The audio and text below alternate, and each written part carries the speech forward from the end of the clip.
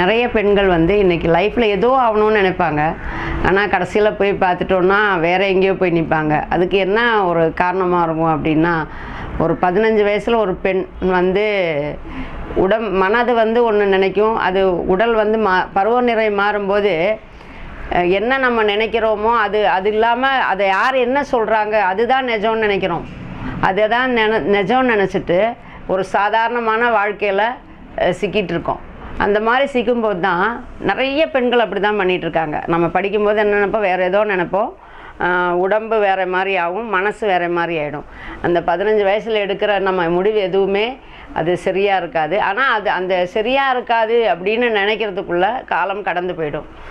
பார்த்துட்டிங்கன்னா பெண்களுக்கு வந்து ஆண்களுக்கு பக்க விளைவுகளே இருக்காது, ஆனால் பெண்களுக்கு வந்து பக்க விளைவுகள் இருக்குது. அடுத்த 75 வருஷத்துக்கு நம்ம என்ன ஆகணும்